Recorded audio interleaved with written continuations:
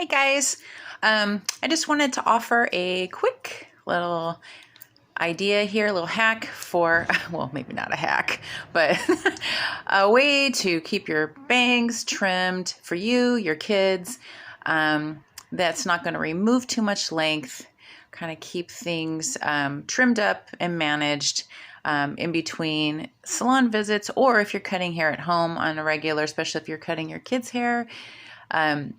This is just an easy little way to trim bangs and prevent you from taking off too much length and then having to correct and correct and correct and then, okay, I've got baby bangs now.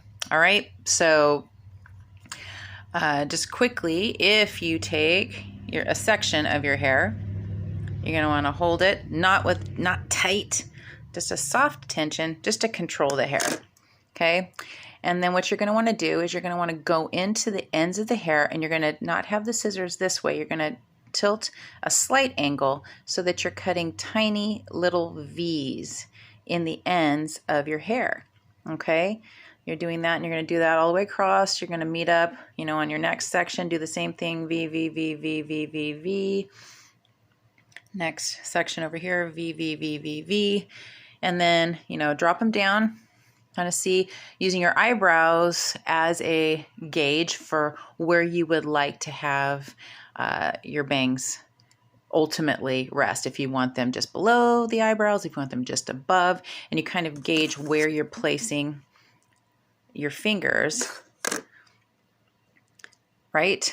And then that way you're guaranteed, you're really taking off 1/8 of an inch, 1/4 of an inch, if you go in deeper, 1/2 an inch. And if you want them to be chunkier, just angle your scissors ever so slightly, a little bit more, and that will create a deeper V, which will create a more irregular line, which gives you a really soft look.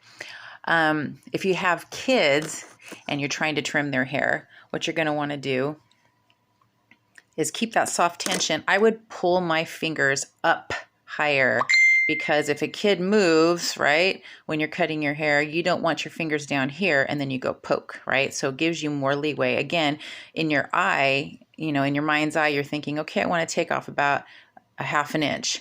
You do the little V's here, but your fingers are now safely out of the way. If you have a kid who's really, really wiggly, now may be a good time to let them grow their bangs out. But if you think that a child will sit reasonably still, this is a really effective way to trim bangs and keep them in shape. When I'm doing it on myself too, I just pulled that section back so that way I don't have to use clips. But I have a pretty defined section of bangs. If yours is a smaller section and longer, might blend in with the hair, feel free to use barrettes, bobby pins, clippies, whatever you have at home, and that will section off the hair enough to where you're not taking in this side hair and involving and making your bang section travel back. And we're getting into mullet city if you do that. So anyway, I hope that helps.